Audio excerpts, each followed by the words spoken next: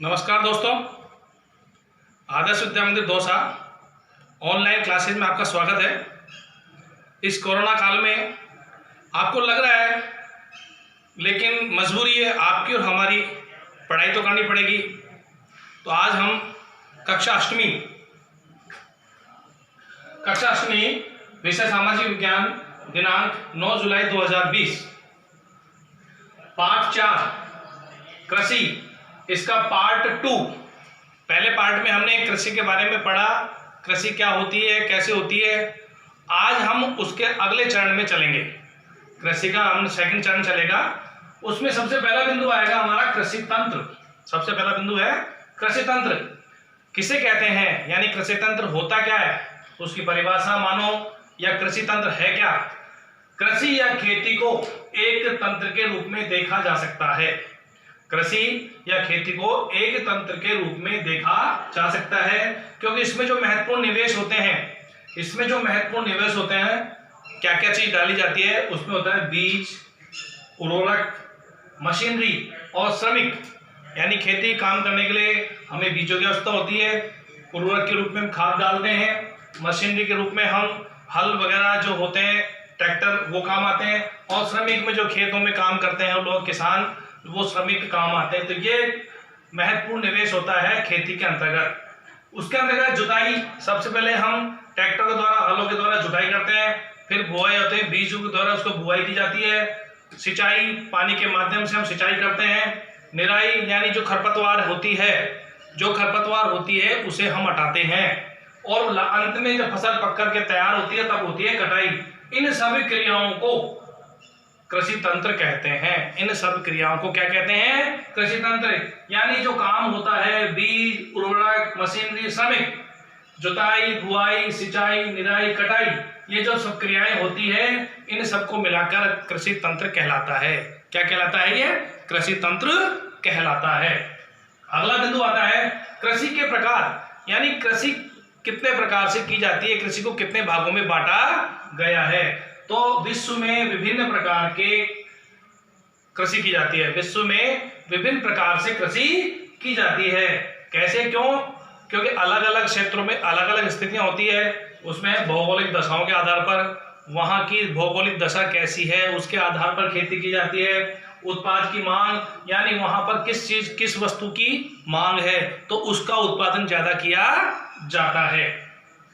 ऐसे श्रम और उद्योगों के स्तर पर दो भागों में बांटा गया कृषि को। इन सबके भौगोलिक दशाओं, उत्पाद की मांग, श्रम और उद्योगों के स्तर पर कृषि को दो भागों में बांटा गया है। कृषि को दो भागों में बांटा गया है। उसमें है पहली है निर्वाह कृषि, पहली होगी निर्वाह कृषि, दूसरी होगी वाणिज्यिक कृषि।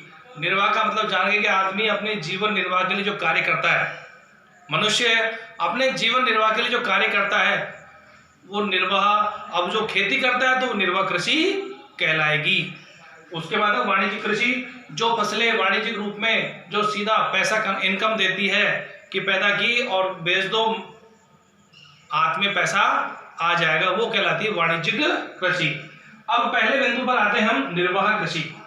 पहला बिंदु है हमारा निर्वाह कृषि, यानी कृषि को पहले हमने बताया कृषि दो प्रकार की होती है, निर्वाह कृषि और वाणिज्यिक कृषि। ये आप ध्यान दीजिए। और इसको किस स्तर बांटा गया है, भौगोलिक दशाओं, उत्पाद की मांग, श्रम और उद्योग स्तर पर इसको दो भागों में बांटा गया है। तो पहला बिंदु हमारा आएगा निर्वाह कृषि।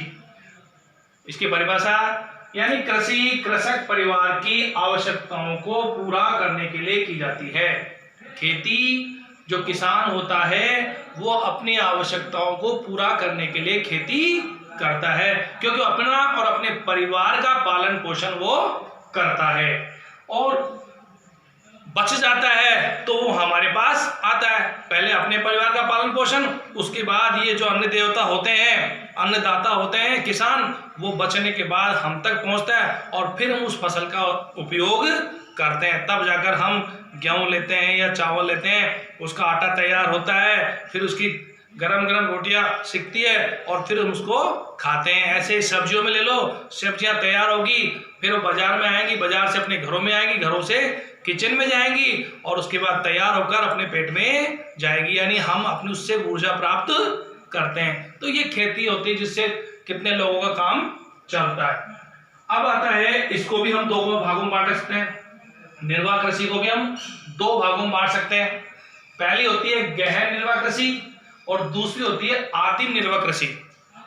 यानी कृषि को दो भागों में बांटा, निर्वाह कृषि और वाणिज्यिक कृषि।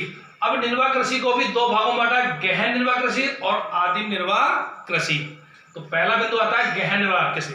गहन, अधिक, यानी किसान एक छोटे से खेत पर, अलग अलग भूखंड होते हैं किसानों के, एक छोटे से खेत पर अपने जो भी औजार होते हैं, हल होते हैं, पहले बैलों के द्वारा हल जुताई होती थी, आज ट्रैक्टर के द्वारा होती है, मशीनरी आ गई। तो वो अपने जितने भी औजार होते हैं उनसे अपने छोटे से खेत में खेती करता है और अपनी मेहनत करता है, अपना पूरा परिवार उसमें लगता है और वह एक वर्ष से उसमें अधिक फसलें पैदा कर लेता है। एक वर्ष में कम से कम 3 बार फसलें पैदा हो जाती है। क्यों? क्योंकि फसलें बदल कर हम उत्पादित करेंगे तो भूमि की उर्वरा शक्ति बनी रहती है, भूमि की उर्वरा शक्ति बनी रहती है। तो इसलिए हम खेती को बदल बदल कर और वर्ष में 3 फसलें पैदा कर लेता है। और ये कहाँ पर होता है? ये मानसूनी प्रदेशों में होता है। जैसे भारत की जलवायु कैसी है? मानसूनी जलवायु, और भारत अपने इस मानसून पर ही आधारित होता है। और इस मानसूनी प्रदेश की वजह से भारत में एक वर्ष में 3 फसलें पैदा हो जाती है। आपको पता है वो 3 फसलें आगे बताऊंगा। एक बार बता देता हूँ कि रबी, खरीफ और जायद, ये 3 प्रकार की फसलें होती है जो 3 साल भर में पैदा कर लेता है। इसके अंतर्गत ये आगे आपकी गहन निर्वाह कृषि, जिसके अंतर्गत खेती में वो लग जाता है, पूरा परिवार लगता है और सारा काम करता है और उसका काम होता है सिर्फ खेती करना और अपना पेट पालन करना और जनता को उसके फसल का उपयोग के लिए देना। दूसरा बिंदु होता है आदिम निर्वाह कृषि। आदिम निर्वाह कृषि में स्थानांतरित कृषि और चलवासी पशुचारण शामिल है। अब इसमें 2 बिंदु आते हैं। आदिम निर्वाह कृषि में चलवासी पशुचारण और स्थानांतरित कृषि होते हैं। अब इन दोनों बिंदुओं को समझिए। पहला आता है स्थानांतरित कृषि, दूसरा आता है चलवासी पशुचारण, दूसरा आता है चलवासी पशु। तो पहला होता है स्थानांतरित कृषि। इसके अंतर्गत वृक्षों को काटकर और जमीन में जो भी खरपतवार होती है, वृक्षों की जो काटकर उसको जला देते हैं, जला करके उस स्थान को साफ करते हैं और उसको जला कर देते हैं। वहां से वो जली हुई मिट्टी को उस मृदा में मिला देते हैं, जली हुई मिट्टी को उस मृदा में मिलाते हैं, जिससे वो उपयोगी हो जाती है, उससे वो उपयोगी हो जाती है और उसके अंतर्गत उत्पादन क्षमता बढ़ जाती है। इसमें रतालू, आलू, कसावा जैसी फसलें बोई जाती है। इस कृषि को हम कर्तन एवं दहन कृषि भी कहते हैं। इस कृषि को हम कर्तन एवं दहन कृषि भी कहते हैं। तो इस तरह इसकी आता है पहला स्थानांतरित कृषि, जो पेड़ पौधे काट करके वहां की जमीन को समतल करके वहां पर उसको जला दिया जाता है, खरपतवार को जला देता है और जली हुई राख को उस मृदा में मिला दिया जाता है, जिससे उपजाऊ हो जाती है और फिर उस पर फसल की जाती है। इसे हम कर्तन एवं दहन कृषि भी कह सकते हैं। किसको? स्थानांतरित कृषि।